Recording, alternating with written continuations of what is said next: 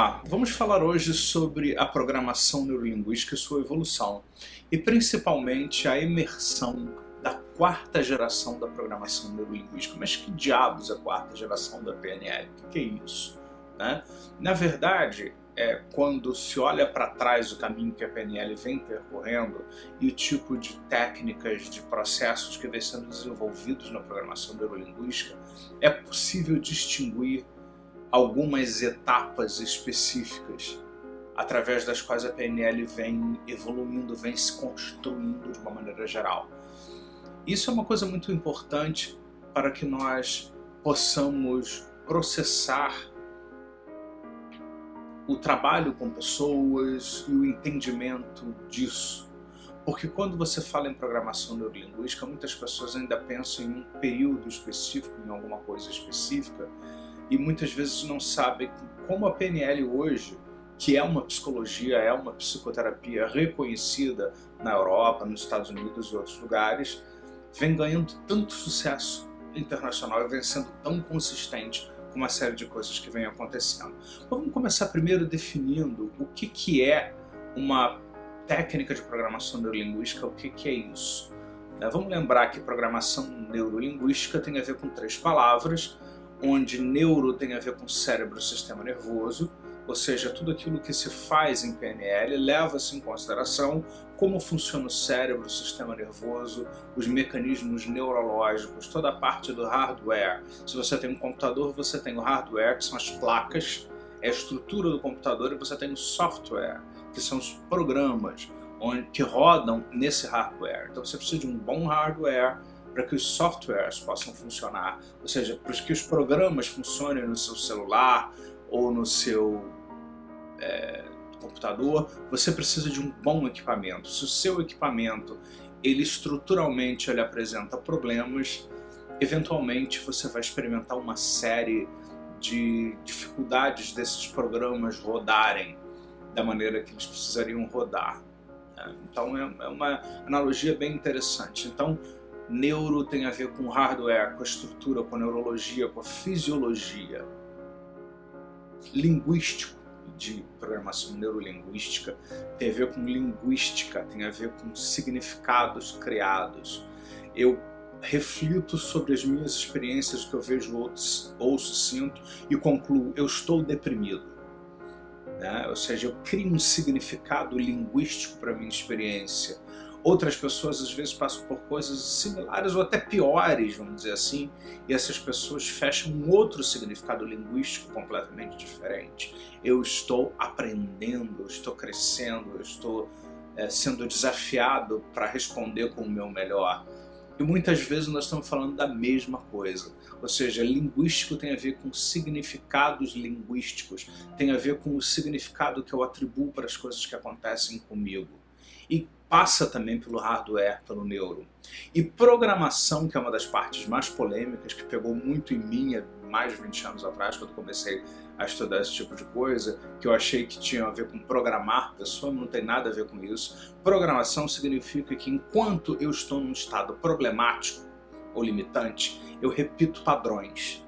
Então a metáfora usada foi programação, até porque na época Richard Bandler estudava computadores e estudava programação de computador, assim que os computadores começaram. Então ele fez uma analogia muito grande da programação do computador, o sequenciamento de dados e como eles estavam ordenados dentro do computador e o desempenho que o computador tinha.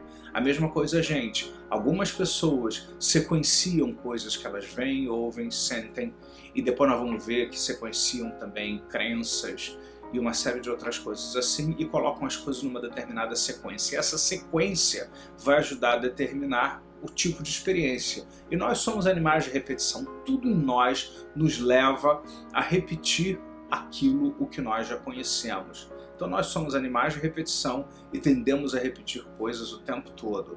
Então muitas vezes nós, mesmo querendo melhorar, nós tendemos a repetir um comportamento problemático ou limitante muitas vezes. Então você precisa identificar essa programação original, esse sequenciamento, essa estrutura problemática, para que você possa então trabalhar essa estrutura em aspectos dessa estrutura, em sequências específicas, em lugares, em coisas específicas que você faz em determinados momentos, e aí você entra com abordagens de PNL, você entra com técnicas de PNL que vão justamente modificar essa sequência ou programação, te dando acesso a outras experiências, a outras sequências, a outras programações. Por isso, programação neurolinguística. E para Robert Dilts, a função de qualquer técnica de PNL, ele diz em PNL 2, um livro dele que é um dos mais importantes para quem é sério nessa área de estudo, a função de qualquer técnica de PNL é enriquecer ou adicionar uma das 3 propriedades do comportamento efetivo, que são um rico modelo de mundo em particular com objetivos desejados, ou seja, quando você trabalha PNL, você ajuda que a pessoa tenha a chance de sair de um modelo empobrecido do mundo limitado, onde a programação é limitada e o uso do hardware é como se você tivesse um mega ultra computador mais fabuloso do mundo, e você tem, que é o cérebro, que é o seu sistema, e você não estivesse usando aquilo que ele pode. Então um dos objetivos é enriquecer esse modelo de mundo, que é uma coisa muito importante. Ter acesso total à experiência sensorial, ou seja, através do que você vê, ouve e sente, você vai ajudar a enriquecer esse modelo do mundo. E é importante também que você adquira flexibilidade em respostas internas e comportamentos externos. Porque enquanto você ficar repetindo o velho padrão, você vai ter o mesmo resultado. Então você precisa ter flexibilidade para responder diferente, responsabilidade, habilidade para responder de outras formas, por dentro e por fora. Por dentro, aquilo que você vê, ouve, sente e diz para si, como você se configura internamente, e externamente, como você age no mundo, casando esses 2 aspectos. Ele lembra que filósofos reconheceram há muito tempo e separaram 2 tipos de problema.